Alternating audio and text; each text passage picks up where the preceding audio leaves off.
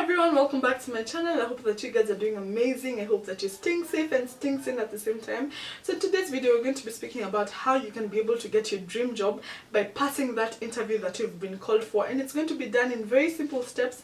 I really hope that these steps are going to transform you and help you get that job. Please stay tuned for more of this. Point number one, every time you're called for an interview, the first thing that you should definitely do is to do wide research about the company. So as long as you've been called for an interview, you've applied for the first round and you've managed to succeed at it, you should do a lot of research about that particular company that you're going to get an interview for, because this will give you an upper hand anytime you're going for that interview. When they ask you questions, because definitely they're going to ask you questions so that they can find out whether you've done any research about that particular company. So go to their website. If they're online, find out as much information as you can from their website. Go to the segment where they speak about themselves, when the company was founded, who is in the team. Actually, some employers go to an extent of asking you, they bring someone there and they ask you, have you seen this, is this face familiar to you? And you see, if you've not done any research, you're going to be hit. Yani, it's going to be such a shock for you because you won't have prepared for that. So go to their website, find out when the company was founded, what is their mission, what is their vision, what are their core values, such that even when an employer asks you, so what do you think are part of our core values, you're very confident and you can easily tell them about it. So the reason why that about a section is there is so that you can have information about this particular company, because the thing is, when you go for an interview and the employer asks you questions about the company and you have no clue, they'll be so disappointed because they'll feel as if you're not even interested in working in that particular job. They'll feel as if you're just going there because of formality and you're just going there because it's an interview, and you just look very careless and you look as if you've not prepared yourself well. So that's the first step. Always ensure you do research about that particular company, and always remember that nowadays we are so privileged because we have so much information online about different things. You can ask around, you can check on social media, because many companies nowadays are also going on social media. You can check on social media, you can check on their website, you can check on different stories that have been written about them, whether they've been on the papers, whether they've been on any blogs, so that you can just have as adequate information as you can, such that when you're asked about that company and when you're asked about something that's intricate in that company, you'll be able to have your footing. And once you do your research, your employer will see as if you are very serious about that particular job and you're really interested in getting a role in that company. So that's the first step. Check out their website, check out media for any stories covered about them, check out their social media pages, ask around. I'm sure that there's nothing new under the sun. So whatever it is they're doing, whatever industry they're in, you can always find information about that particular industry. For example, if you don't find information about that particular company, the next step is to check out the industry that it's operating in. For example, is it the manufacturing industry? Is it in the mining industry? Is it in the farming industry? Is it in the payments industry? Once you've done that and you've done your research about that particular industry, it will be easier for you to be able to craft answers for all the questions you ask. So if they ask you, so what do you think we do as this in this company, you'll be able to know that as a partner in the payments industry, this is what you do. As a person in the farming industry, this is what you do. So the point is, you can never be ignorant. Ignorance it's just an excuse, and it will never work for you. When you're going for an interview, ignorance is definitely not bliss. So that's the first thing. The second step is to arrive 30 minutes earlier. Oh my goodness. Let me tell you something. One thing I've realized with interviews and all that is that anything that can go wrong will go wrong. Always have that in your mind. So anytime you're going for an interview, ensure that you arrive even 1 hour earlier, because you have to factor in, probably you've never been to this place before. You don't even know how the traffic in that road is. You don't even know whether you're sure about the directions. You could get lost. You could be misled. Anything could happen. Anything that can go wrong could go wrong. So if you have this mentality in your mind, you'll always arrive earlier. And there's beauty in being punctual. When you're punctual, these people will see as if you're serious. One, it will leave a very good first impression, because they'll see as if you're someone who values other people's time. You don't want to keep anyone waiting, because when you keep people waiting, it is very rude, especially when it's an interview. And then also you have to factor in the fact that you could find traffic, you could get an accident, God forbid, something could happen. along your way, as in you could even get lost. So you see, if you arrive at least 1 hour earlier, you'll be able to find your way around by the time your interview is happening, and you won't have an excuse of, you know what, I got late, I got an accident, I got traffic. Because hey, where do you live in this world? There's always traffic. You always have to factor in that, and an employer does not have time to consider your traffic shenanigans. Like, they've arrived there earlier and they passed the same road that you're passing, so that's never an excuse. So arrive there 30 to 1 hour earlier, so that you can factor in all these things that could go wrong. Because let me tell you something, anything that can go wrong will go wrong.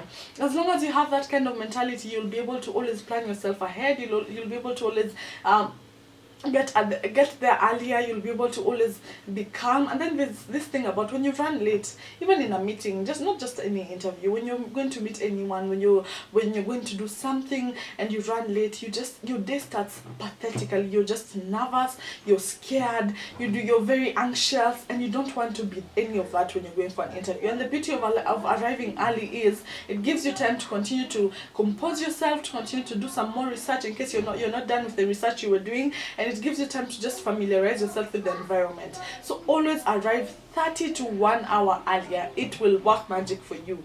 The third thing that you should always do anytime you're going for an interview is dress up for the occasion. Oh my goodness, I keep saying that you should dress how you want to be addressed. When you're going for an interview, it's not a time whereby you just go and pick anything that's in your wardrobe. You need to prepare beforehand. You need to understand the kind of environment you're going to. And this is where the research comes in, because once you've done research about that particular company, you'll be able to know what are their values. What do they value? Color, because there's some companies that really love color and really love brightening up the workspace.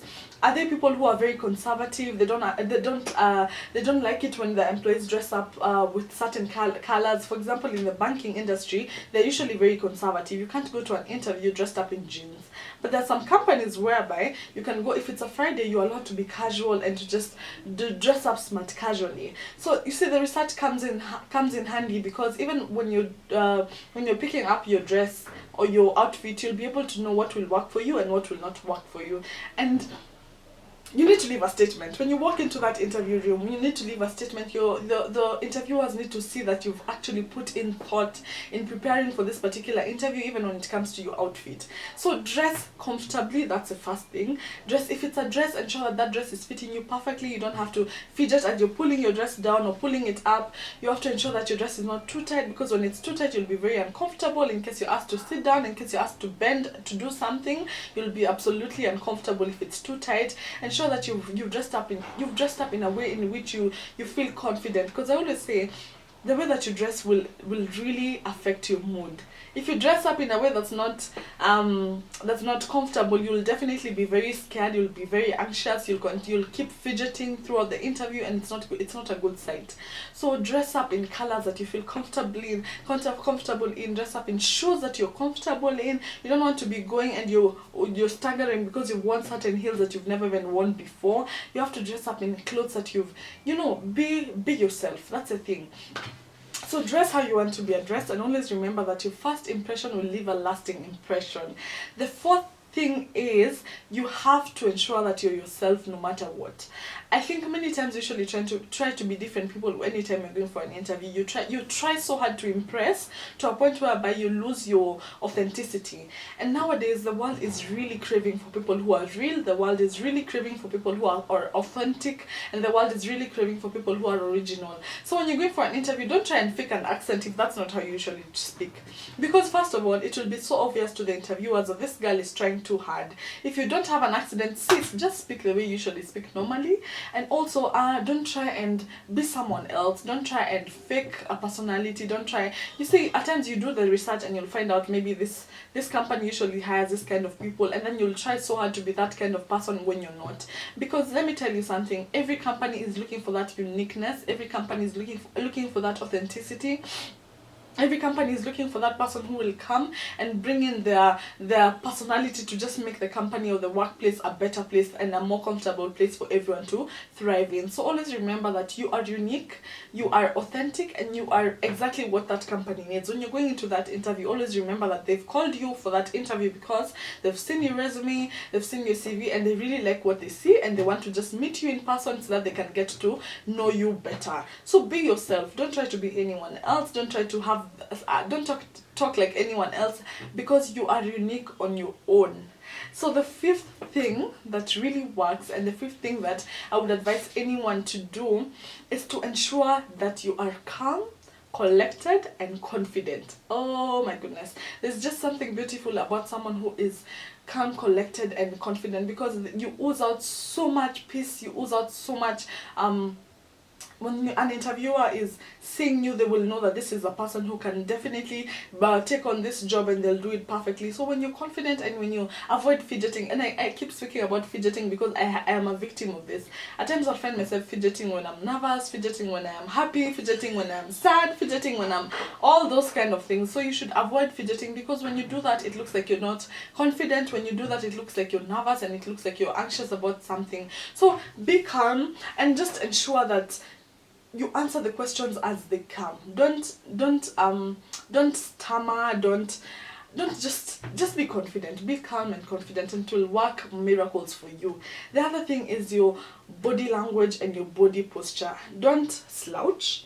When you're given a seat to sit, don't slouch, because when you slouch, it looks as if you're clumsy, it looks as if you're not confident. Stay upright, stay upright, stay confident, be very look at the interviewers in the eye, maintain eye contact, because when you maintain eye contact, it shows that you're very confident in what you're saying. It shows that you're very positive, and it shows that you know what's brought you there. So maintain eye contact, have a posture that's very comfortable, and don't fidget. As I've said, I am a victim of this, so I'll keep speaking about this. So try as much as you can not to fidget, because it makes you look very confident, and it makes you look as if you know what you're doing. So I could speak about so many things, but in this particular video, I'm going to be leaving you with those 5 points, and I really hope that the next time you're going for an interview, they're going to make you a better person, and that they're going to make that company want to be with you and want to have you as part of their team. Thank